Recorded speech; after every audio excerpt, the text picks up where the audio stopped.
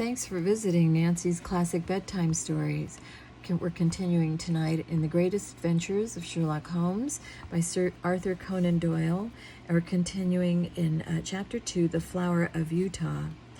This is not the place to commemorate the trails and privations endured by the immigrant Mormons before they came to their final haven. For the shores of the Mississippi to the western slopes of the Rocky Mountains, they had struggled on with a constancy almost unparalleled in history. The savage men and the savage beast, hunger, thirst, fatigue, and disease, every impediment which nature could place in the way, which had all been overcome with Anglo-Saxon tenacity. Yet the long journey and the accumulated terrors had shaken the hearts of the stoutest among them. There was not one who did not sink upon his knees in heartfelt prayer when they saw the broad valley of Utah bathed in the sunlight beneath them, and learned from the lips of their leader that this was the promised land, and that these virgin acres were to be theirs forevermore. Young speedily proved himself to be a skillful administrator as well as a resolute chief. Maps were drawn and charts prepared, in which the future city was sketched out. All around farms were apportioned and allotted in proportion to the standing of each individual. The tradesman was put to his trade and the artisan to his calling. In the town streets and squares sprang up as if by magic. In the country there was draining and hedging, planting and clearing, until the next summer saw the whole country golden with the wheat crop. Everything prospered in the strange settlement. Above all, the great temple, which they had erected in the center of the city, grew even taller and larger. From the first blush of dawn until the closing of the twilight, the clatter of the hammer and the rasp of the saw were never absent from the monument which the immigrants erected to him who had led them safe through many dangers. The two castaways, John Ferrier and the little girl, who had shared his fortunes and had been adopted as his daughter, accompanied the Mormons to the end of their great pilgrimage. Little Lucy Ferrier was borne along pleasantly enough in Elder Stangerson's wagon, a retreat which she shared with the Mormon's 3 wives and with his son, a headstrong, forward boy of 12. Having rallied with the elasticity of childhood from the shock caused by her mother's death, she soon became a pet with the women and reconciled herself to this new life in her moving canvas-covered home. In the meantime, Ferrier, having recovered from his privations, distinguished himself as a useful guide and as indefatigable hunter.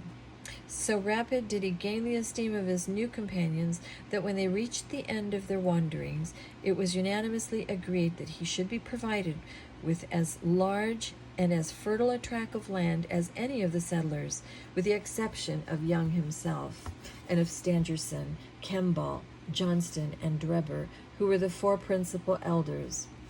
On the farm thus acquired, John Ferrier built himself a substantial log house, which received so many additions in succeeding years that it grew into a roomy villa.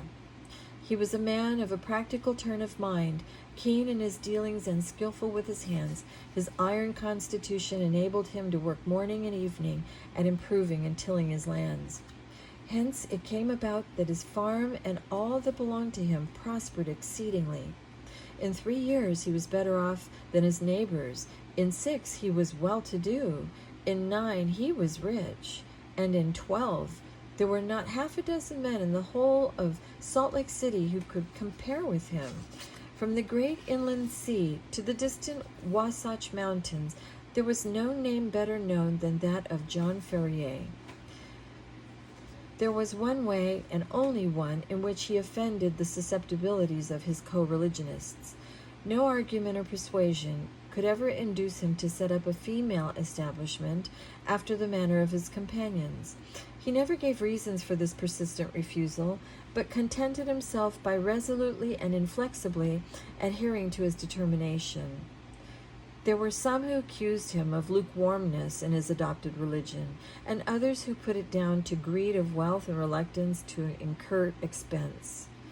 Others again spoke of some early love affair and of a fair-haired girl who had pined away on the shores of the Atlantic. Whatever the reason, Ferrier remained strictly celibate. In every other respect, he conformed to the religion of the young settlement and gained the name of being an orthodox and straight-walking man. Lucy Ferrier grew up within the log house and assisted her adopted father in all his undertakings. The keen air of the mountains and the balsamic odor of the pine trees took the place of nurse and mother to the young girl. As year succeeded to year, she grew taller and stronger, her cheek more ruddy and her step more elastic. Many a wayfarer upon the high road which ran by Ferrier's farm felt long-forgotten thoughts revive in his mind, and as he watched her lithe, girlish figure tripping through the wheat fields, or met her mounted upon her father's Mustang and managing it with all the ease and grace of a true child of the West.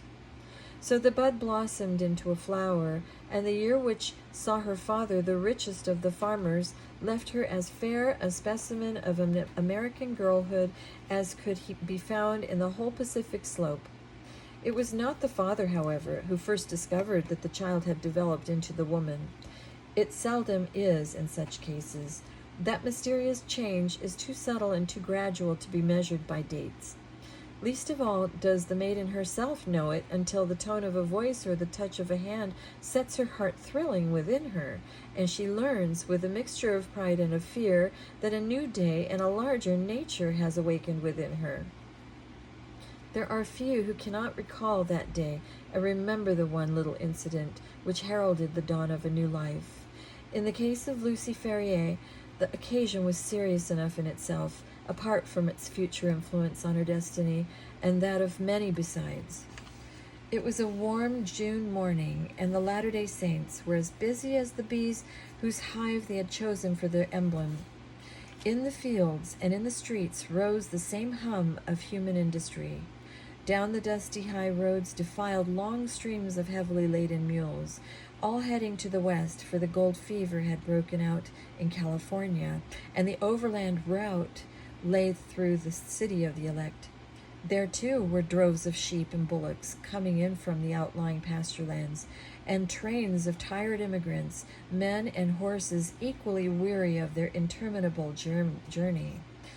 Through all this motley assemblage, threading her way with the skill of an accomplished rider, there galloped Lucy Ferrier, her fair face flushed with the exercise and her long chestnut hair floating out behind her. She had a commission from her father in the city and was dashing in, as she had done many times before, with all the fearlessness of youth, thinking only of her task and how it was to be performed. The travel-stained adventurers gazed after her in astonishment, and even the unemotional Indians, journeying in with their pelties, relaxed their accustomed stoicism as they marveled at the beauty of the pale-faced maiden. She had reached the outskirts of the city when she found the road blocked by a great drove of cattle, driven by a half-dozen wild-looking herdsmen from the plains. In her impatience, she endeavored to pass this obstacle by pushing her horse into what appeared to be a gap. Scarcely had she got fairly into one, however, before the beasts closed in behind her, and she found herself completely embedded in the moving stream of fierce-eyed, long-horned bullocks. Accustomed as she was to deal with cattle, she was not alarmed at her situation, but looked advantage of every opportunity to urge her horse on, in the hopes of pushing her way through the cavalcade. Unfortunately, the horns of one of the creatures, either by accident or design, came in violent contact with the flank of the Mustang, and excited it to madness.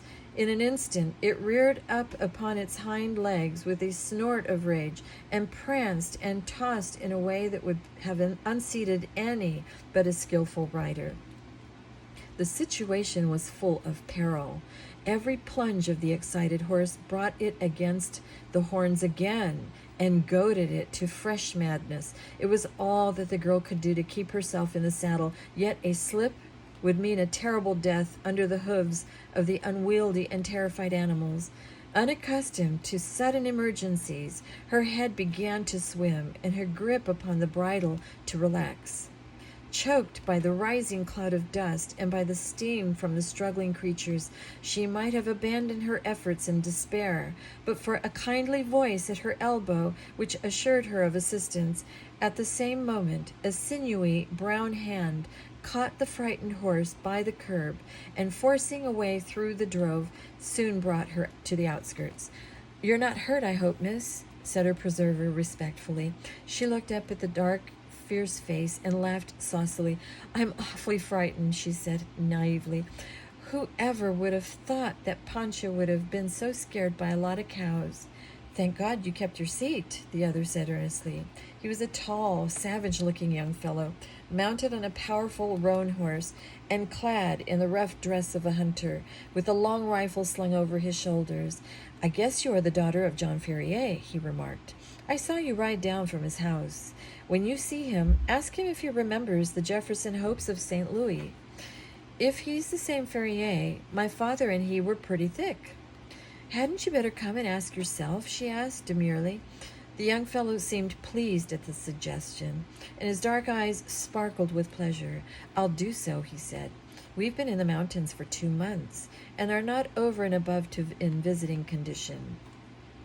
He must take us as he finds us." "He has a good idea. He has a good deal to thank you for, and so have I," she answered. "He's awful fond of me. If those cows had jumped on me, he'd never have gotten over it." "Neither would I," said her companion. "You? Why, I don't see I don't see that it would make much matter to you, anyhow. You ain't even friends of ours." The young hunter's dark face grew so gloomy over this remark that Lucy Ferrier laughed aloud. "There, I didn't mean that," she said. "Of course you are a friend now. You must come and see us. Now I must push along, or father won't trust me with his business any more. Goodbye." "Goodbye," he answered, raising his broad sombrero and bending over her little hand. She wheeled her Mustang round, gave it a cut with her riding whip, and darted away down the broad road in a rolling cloud of dust. Young Jefferson Hope rode on with his companions, gloomy and taciturn. He and they had been among the Nevada mountains prospecting for silver, and were returning to Salt Lake City in the hope of raising capital enough to work some business, until this sudden incident had drawn his thoughts into another channel. The sight of the fair young girl, as frank and wholesome as the Sierra breezes, had stirred his volcanic, untamed heart to its very depths. When she had vanished from his sight, he realized that a crisis had come into his life, and that neither silver speculations nor any other questions could ever be of such importance to him as this new and all-absorbing one. The love which had sprung up in his heart was not the sudden, changeable fancy of a boy, but rather the wild, fierce passion of a man of strong will and imperious temper. He had been accustomed to succeed in all that he undertook. He swore in his heart that he would not fail in this if human effort and human perseverance could render him successful. He called on John Ferrier that night and many times again, until his face was a familiar one at the farmhouse. John, cooped up in the valley and absorbed in his work, had very little chance of learning the news of the outside world during the last 12 years. All this Jefferson Hope was able to tell him, and in a style which interested Lucy as well as her father. He had been a pioneer in California, and could narrate many of the strange tales of fortunes made and fortunes lost in those wild halcyon days. He was being a scout, too, and a trapper, a silver explorer, and a ranchman. Wherever stirring adventures were to be had, Jefferson Hope had been there in search of them. He soon became a favorite with the old farmer, who spoke eloquently of his virtues. On such occasions, Lucy was silent, but her blushing cheek and her bright, happy eyes showed only too clearly that her young heart was no longer her own. Her honest father may not have observed these symptoms, but they were assuredly not thrown away upon the man who had won her affections. One summer evening he came galloping down the road and pulled up at the gate. She was at the doorway and came down to meet him. He threw the bridle over the fence and strode up the pathway. "I am off, Lucy," he said, taking her 2 hands in his and gazing tenderly down into her face. "I won't ask you to come with me now. But will you be ready to come with me when I am here again? And when will that be? She asked, blushing and laughing. A couple of months at the outside. I will come and claim you then, my darling. There's no one who can stand between us. And how about your father? She asked. He has given his consent, provided we get these mines working all right. I have no fear on that head. Of course, of course, if you and your father have arranged it, there's no more to be said, she whispered, with her cheek against his broad breast. Thank God, he said hoarsely, stooping and kissing her. It is settled then. The longer I stay, the harder it will be to go. They are waiting for me at the cannon. Goodbye, my own darling. Goodbye. In 2 months you shall see me. He tore himself away from her as he spoke, and flinging himself upon his horse, galloped furiously away, never even looking around, as though afraid that his resolution might fail him if he took one glance at what he was leaving. She stood at the gate, gazing after him until he vanished from her sight. Then she walked back into the house, the happiest girl in all Utah.